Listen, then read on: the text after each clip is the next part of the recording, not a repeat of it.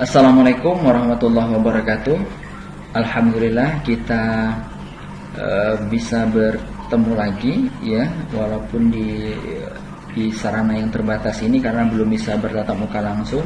Di hari ini di pertemuan yang ke-10, dan alhamdulillah juga kita masih diberikan kesempatan ya untuk bisa melanjutkan perkuliahan, memaksimalkan segala keterbatasan ini, sambil berharap mudah-mudahan pandemi ini bisa segera berakhir dan kita bisa melanjutkan perkuliahan dan aktivitas normal sebagaimana mestinya.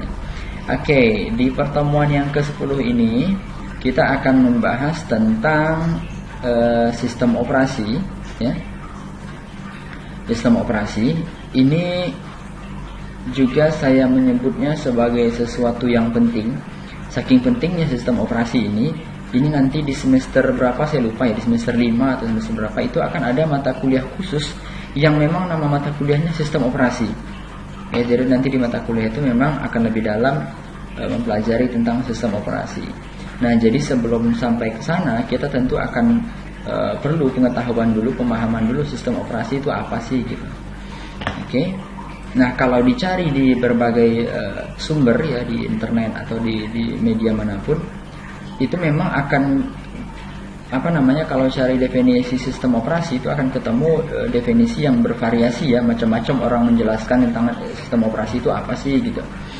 Nah, tapi dalam bahasa saya, kira-kira dalam bahasa sederhana yang menurut saya mudah dipahami, kan kita kemarin sudah bahas tentang software, hardware, dan user ya, elemen ini. Nah, ketika elemen ini itu bisa saling terhubung, ya dihubungkan oleh sesuatu yang disebut dengan sistem operasi.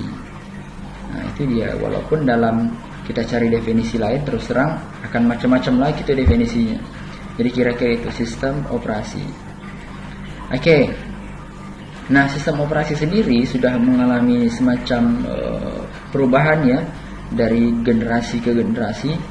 Nah, kita memang tidak lama-lama di perkembangan sistem operasi ini, tapi memang perlu sedikit untuk paling tidak sekedar tahu lah ya tentang perkembangan sistem operasi. Nah, di awal kemunculannya komputer ya di tahun 45 sampai tahun 1955 itu memang belum ada sistem operasi ya, memang belum ada. Jadi memang seperti yang sudah kita bahas, kalau saya nggak keliru sudah kita bahas, di awalnya kemunculan komputer itu memang yang melatar belakanginya adalah karena memang kesulitan manusia pada saat itu dalam menghitung terutama ya. Jadi kesalahan-kesalahan atau kekeliruan atau keterlambatan dalam menghitung ya, hal itu yang membuat melatar belakangi manusia pada saat itu kemudian menciptakan sesuatu yang disebut dengan komputer.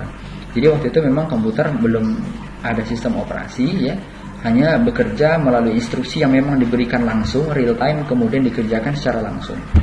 Ya, lebih spesifik tentu saya tidak tahu karena memang waktu itu saya belum ada ya, belum lahir, dan jadi nggak tahu persis gimana cara kerjanya lebih spesifik. Oke, di generasi kedua ya di tahun 55 sampai 1965. Nah, di generasi kedua ini sudah dikenalkan semacam batch processing system ya. Itu batch processing system itu semacam model pengolahan data yang memang data itu dihimpun terlebih dahulu ya, baru kemudian dikelompokkan data-data tersebut. Nah, itu kalau sudah menggunakan batch processing ya. Ini jadi job itu dikerjakan dalam satu rangkaian tertentu ya, dieksekusi atau dijalankan berurutan ya, jadi berurut sesuai dengan kelompok-kelompok tadi. Jadi sekali lagi di masa ini ya, ini sebuah sistem komputer memang masih belum menggunakan sistem operasi, tapi memang sudah mengalami kemajuan ya. Kemajuannya sudah menggunakan batch processing ya, sudah menggunakan model pengolahan data yang memang data itu dihimpun terlebih dahulu ya, diatur pengelompokannya, barulah kemudian dieksekusi ya berdasarkan kelompok-kelompoknya tadi. Nah, kemudian di generasi ketiga di tahun 1965 sampai 1980. Nah, di sini sistem operasi ya sudah dikembangkan untuk melayani banyak pemakai sekaligus ya. Nah sudah juga mengalami kemajuan ya, jadi sudah menggunakan sistem operasi di masa ini, di generasi ketiga, dan sudah menerapkan sistem operasi yang bisa digunakan oleh beberapa pengguna sekaligus seperti itu. Kemudian di generasi keempat, nah ini sudah lebih mengalami kemajuan, karena pada era ini ya, di generasi keempat itu sudah mulai diperkenalkan graphical user interface ya, atau GUI, yang hari ini juga kita familiar dengan interface yang berbasis GUI. GUI itu nanti kita akan bahas juga ya. GUI itu graphical user interface ya, memang interface yang agak susah yang gambarkan, tapi kalau dalam bahasa sederhana kira-kira interface-nya itu sudah menggunakan icon-icon ya, sudah menggunakan tombol-tombol tertentu. Jadi orang mau ngapa-ngapain tinggal klik-klik aja gitu. Jadi tampilannya lebih mudah, lebih sederhana, lebih mudah dipahami oleh orang awam seperti itu. Itu kalau GUI ya, jadi udah ada tombol, kita mau ngapain tinggal klik-klik aja gitu kira-kira. Ya. Nah, ini di generasi keempat. Ya, tahun 80-an dan seterusnya. Oke, nah, sistem operasi sendiri itu sebetulnya bervariasi ya, macam-macam.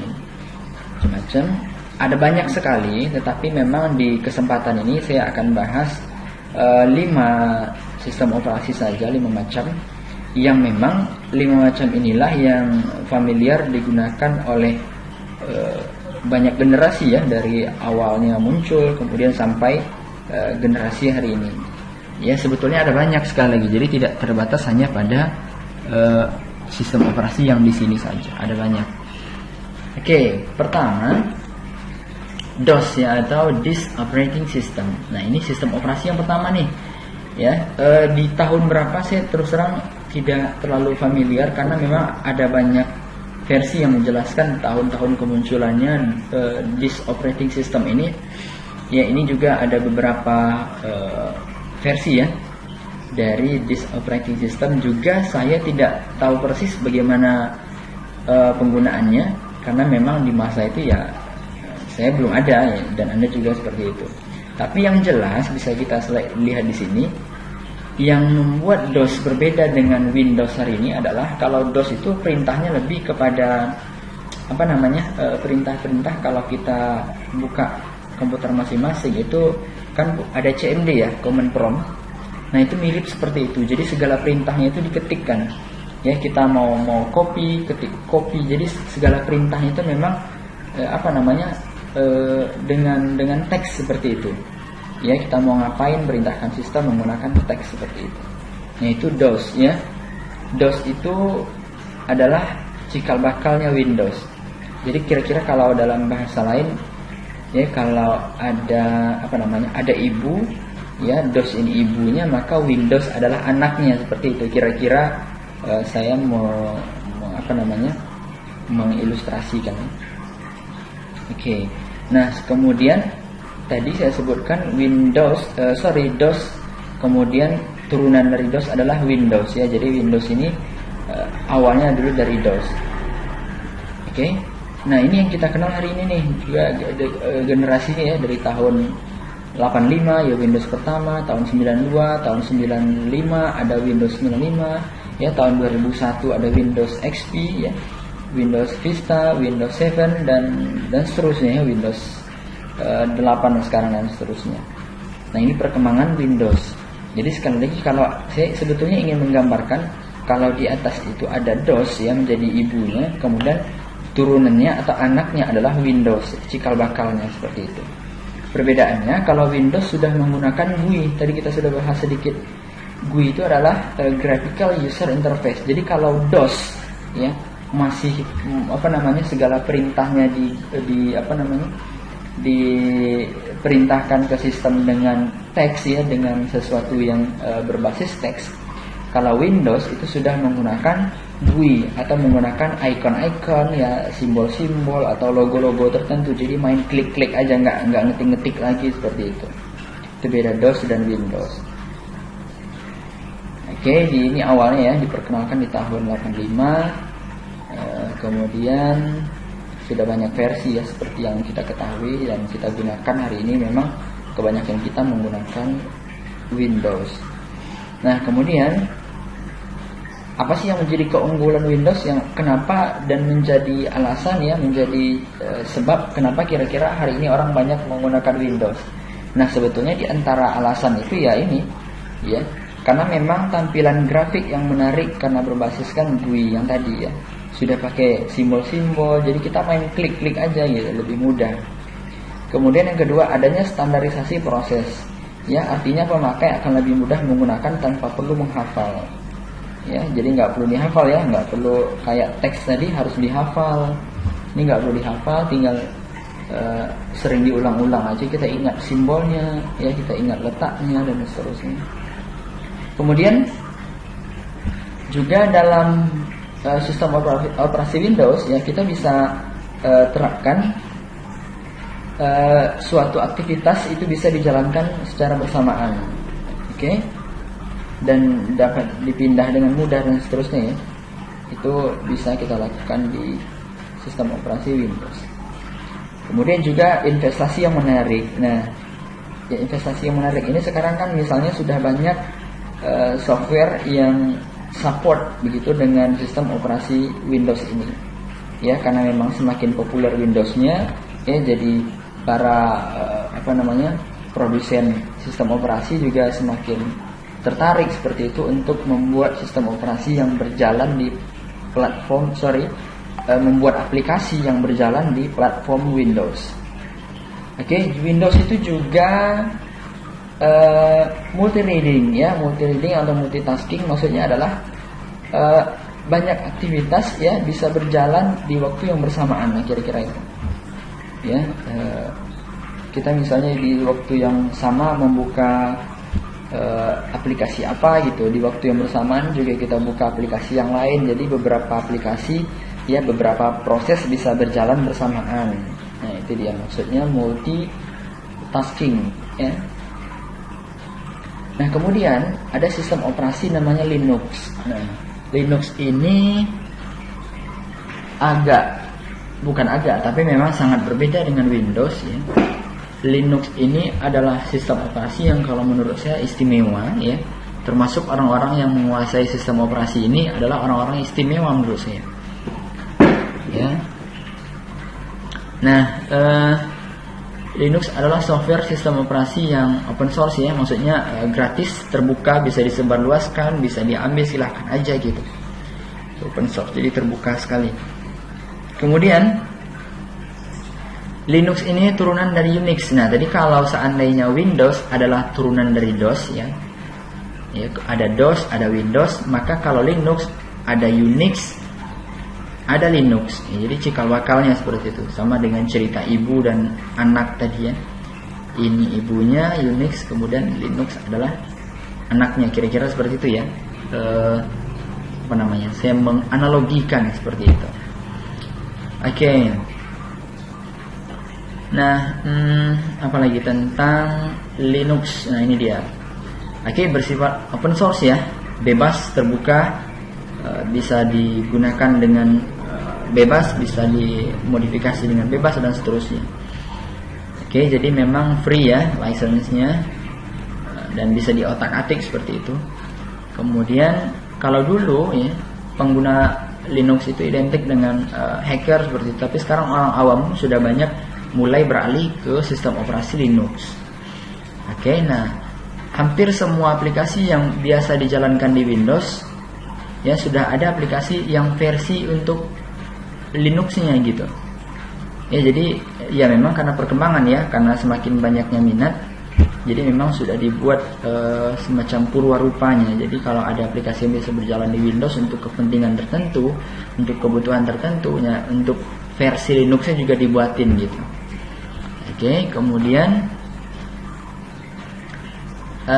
ini ya, karena memang masih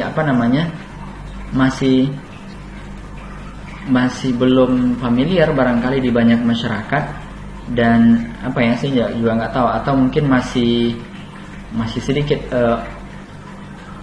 orang yang berminat ke Linux ini. Jadi juga aktivitas semacam serangan ya, virus dan seterusnya itu juga tidak terlalu banyak sistem operasi Linux, ya. Tidak sama dengan Windows yang hari-hari kita sudah terbiasa dengan keluarga virus, ya. Kemudian di Linux juga memiliki kelebihan, ya, jarang mengalami, kalau kita menggunakan Windows itu sering tiba-tiba berhenti beraktivitas, ya, berhenti merespon dan lain sebagainya. Tapi kalau di Linux itu biasanya lebih stabil, ya, jarang ada crash, ya, atau ngehang lah bahasa kita nih. Oke, kemudian memiliki komunitas di berbagai penjuru dunia. Memang ada komunitas-komunitas para pecinta Linux ini. Nah, ini varian dari Linux, ya, ada banyak sekali, ya. Ada banyak sekali varian dari Linux itu sendiri. Jadi ada Ubuntu, Fedora, Debian, dan seterusnya. Oke. Itu sistem operasi Linux, dan juga memiliki kekurangan, ya, memang karena kekurangannya, ya, banyak orang yang belum terbiasa dengan Linux, ya. Jadi memang kalau mau belajar dan seterusnya memang butuh energi lebih, ya, butuh cara lebih untuk menggali bagaimana sih cara menggunakannya gitu, karena belum banyak orang yang terbiasa dengan Linux, ya. Kemudian memang juga karena proses instalasinya nggak sesederhana Windows. Oke. Nah, kemudian yang berikutnya ini juga saya kira familiar dengan kita, ya, sistem operasi mobile, ya. Juga kalau kita cari definisinya di berbagai media akan bervariasi, ya, orang menjelaskan sistem operasi mobile itu apa. Tapi kalau dalam bahasa saya, menurut saya lebih sederhana, ya, sistem operasi mobile itu, ya, sistem operasi yang melekat di platform mobile, ya, seperti itu. Saya menjelaskan sistem operasi mobile. Nah, sistem operasi mobile sendiri, ya, juga ada beberapa, ya, tapi yang familiar kira-kira yang ini. Yang pertama Android. Nah, ini yang paling banyak penggemarnya dan yang paling banyak saya kira kita gunakan di Indonesia, ini yang paling familiar dengan kita. Oke, Android itu sebetulnya sudah lama, tapi yang memang mulai terbuka dan terdengar oleh kita itu di tahun 2009. Karena memang disinilah dimulai awalnya perkembangan Android yang begitu cepat, ya. Kemudian, ya, terus, ya, banyak pengguna, ya, banyak pengembang di sini juga. Nah, kemudian iOS atau OS-nya Apple kira-kira gitu.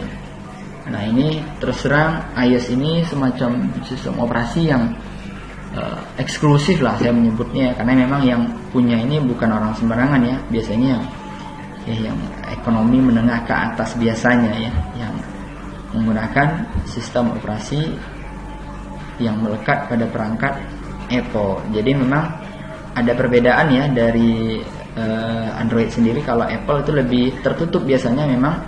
Jadi pengguna Apple itu lebih tahu, ya, nggak sembarangan aplikasi bisa dipasang di perangkatnya, kira-kira seperti itu. Oke, jadi lebih eksklusif. Jadi iOS atau iPhone OS.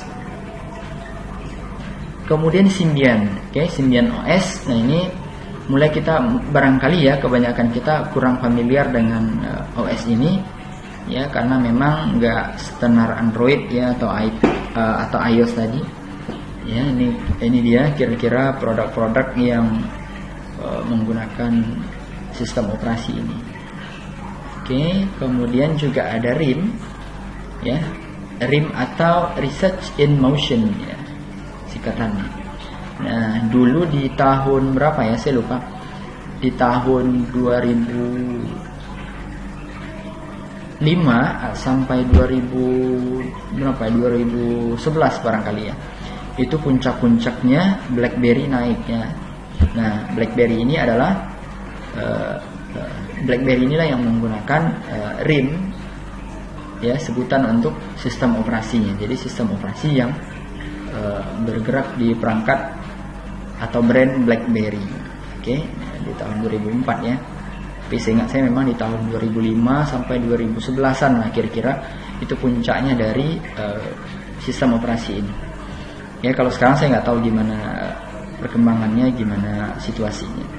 Kemudian juga Windows Mobile ini juga barangkali mungkin, ya, saya nggak tahu persis kita nggak terlalu familiar karena nggak banyak kita menggunakan Windows Phone dan perangkat mobile lain yang menggunakan sistem operasi ini. Oke, nah ini kira-kira di Amerika ya, pengguna sistem operasi mobile ya. Kenapa tidak di Indonesia? Karena saya belum ketemu datanya di Indonesia, ini di Amerika, tapi cukup kira-kira untuk menjadi gambaran bagi kita ya. Sebetulnya kalau perkembangan teknologi di Amerika sudah bisa menjadi semacam tolak ukur ya, atau untuk membuat gambaran perkembangan teknologi di dunia. Dia lebih kurang aja kira-kira seperti ini ya. Memang di kita ini di tahun 2015 ya, tahun 2015 sudah segini nih, sudah 52% di Amerika. Kalau Indonesia tentu hari ini lebih besar lagi, maka memang pengguna Android lebih banyak di Indonesia dibandingkan dengan Apple, BlackBerry dan lain sebagainya. Oke. Dan kalau kita lihat di dunia sendiri ya, juga perhatikan trennya ya. Kalau iOS sebetulnya memang hampir selalu berada di atas ya, tapi kalau kita perhatikan di belakangan ya, itu memang mengalami tren menurun seperti itu. Oke, yang justru grafiknya baik adalah Android ya, yang terus mengalami kenaikan. Dan sampai hari ini tentu saya nggak punya datanya, tapi kita yakin ya, kita melihatnya bahwa terus mengalami peningkatan ya, peminat di tengah-tengah masyarakat dunia. Nah, itu dia sedikit tentang sistem operasi. Sebelum nanti kita akan lanjutkan di mata kuliah khusus yang memang mata kuliahnya bernama mata kuliah sistem operasi. Oke, itu saja untuk pertemuan kali ini. Terima kasih. Tetap jaga kesehatan dan ikuti anjuran ataupun peraturan pemerintah untuk menjaga jarak dan seterusnya.